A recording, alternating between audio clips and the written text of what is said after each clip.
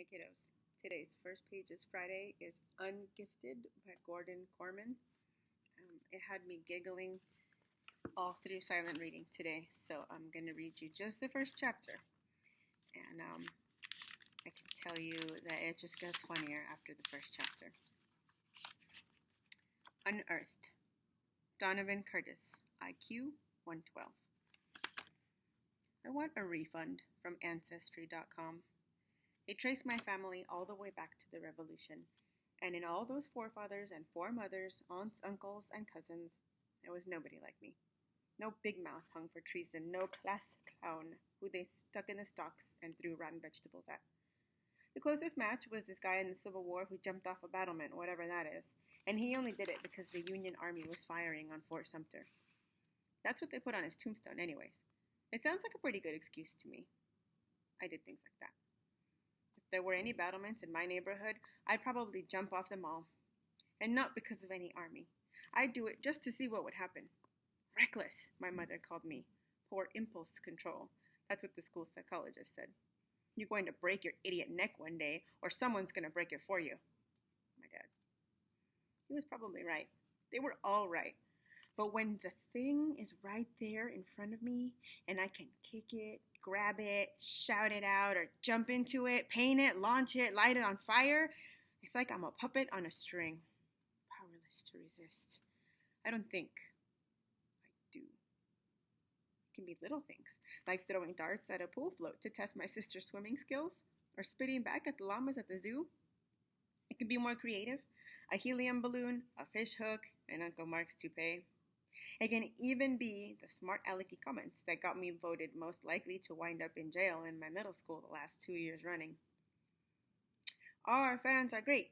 Our team is nifty. We're gonna get blown out by 50. See, that was probably not the wisest thing to say on the day of the big game against our basketball arch rivals, Salem Junior High. But I didn't just say it. I broadcast it over the PA system to the entire school. I don't know why I did it. The cheer was already fully formed in my mind. The poster advertising the big game had planted it there. It was definitely going to come out. Why share it with only the two Daniels who were with me in the office awaiting sentence for our spitball war, when there was a perfectly good microphone a few feet away, unattended and live? Okay, it wasn't live. I had to flick the switch. I even had pom-poms, well, a crumpled piece of paper for sound effects. The howl of protest that went up all around the building surprised even me. It was like I'd gone from house to house poisoning everybody's dog. It was probably for my own good that I wound up in detention. If I'd been free in the halls at 3:30, I would have been lynched. The sense of humor at Hardcastle Middle School didn't extend to their precious basketball team. Why'd you say we were going to lose, man? Asked Whelan Kaiser, staring center, peering down at the top of my head from his 6'4" vantage. Why? There was no logical explanation for what I did. It had come from my DNA. That's why I needed Ancestry.com. I was the only kid in detention that afternoon. All crimes had been forgiven in order to pad the attendance for the big game against Salem, which had to have already started. All crimes except mine. Dissing the basketball team. Even the Daniels, 2/3 of the spitball war, had been cut loose while I was doing time. The Daniels weren't at the game. I knew this because they were skulking in the bushes outside the detention room, making grotesque faces at me through the window. If they could make me laugh, and it wasn't easy to hold back, I'd be in even more trouble. As it was, Mr. Fender was checking his watch every 30 seconds. He wanted to be at the game, not babysitting me. Finally, he could bear it no longer. I'll be right back, he told me sternly. The instant he was gone, the window was flung open from the outside. Come on, hissed Daniel Sanderson. Let's get out of here. He's coming back, I protested. No, he's not, scoffed the other Daniel Nussbaum. He's going to the office to watch the feed from the security camera in the gym. You've only got 10 more minutes. If it's any kind of basketball fan, you're golden. I was out the window like a shot, breathing sweet, free air. See what I'm saying? The open road called and I took it. This time I needed a little help. That's where the Daniels came in. They helped me a lot. They helped me to the office with our spitball fight and helped me to the PA mic by daring me to do it. With friends like them, sometimes I wondered why I would even need enemies. I turned on them. Thanks for letting me take the fall alone. Your support was really touching. Nussbaum shrugged innocently. I couldn't take credit for your poem. It wasn't a poem. It just happened to rhyme. I've been meaning to talk to you about that, Sanderson put in. Don't you think that's kind of dorky? I mean, who rhymes anymore? Nobody, I conceded, except the entire hip-hop community. I bounced a pine cone off his head, which only made him grin wider. We were at the top of the hill, looking down on the gym we shared with Hardcastle High. The parking lot was jam-packed. A roaring cheer spilled out of the building. Man, you couldn't fit a Hot Wheels in there, Nussbaum exclaimed, talking to the crowded lot. Salem versus Hardcastle is the place to be. Let's go check out the score, said Sanderson. We can see if our nifty team will lose by 50. Yeah, Donovan. Nice school spirit, Nussbaum added. Like he had any. We started down, the Daniels jostling each other absently. A kind of friendly belligerence came naturally to those two. Maybe they were descended from the Hatfields and the McCoys.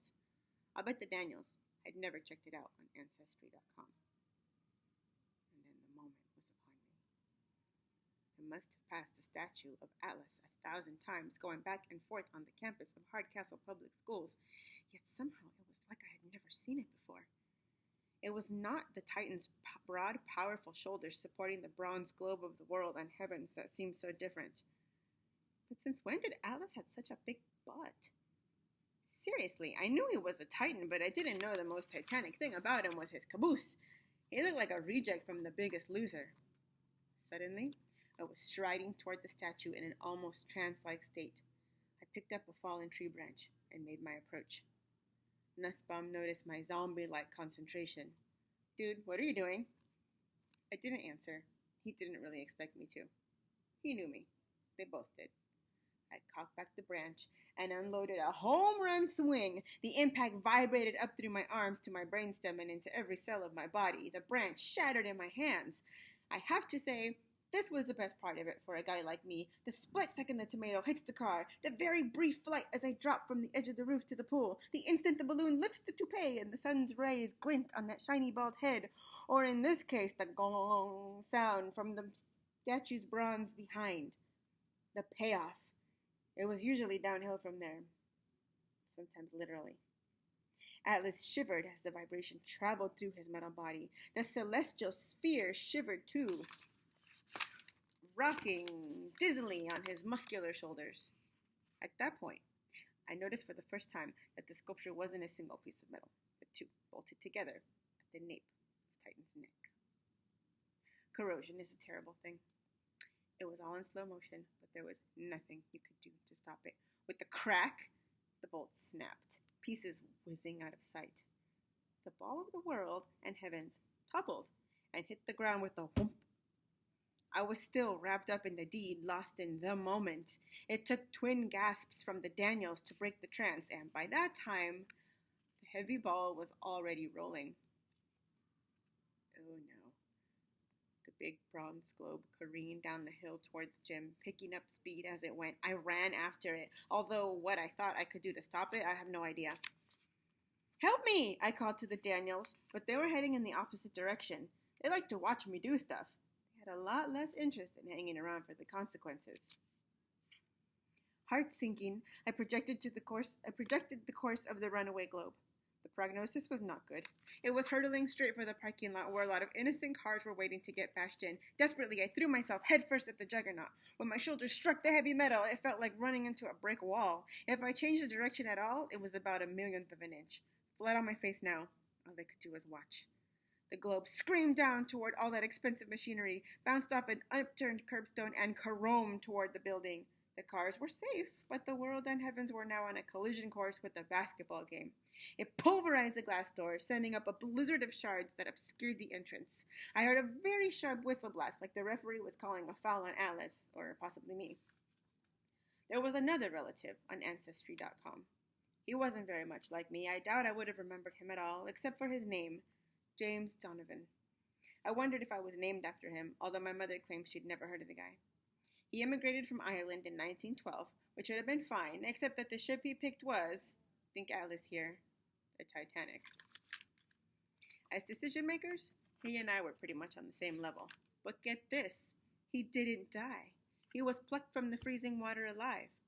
James Donovan was a survivor. If I'd inherited any of those skills, I had a sinking feeling they were about to come in handy.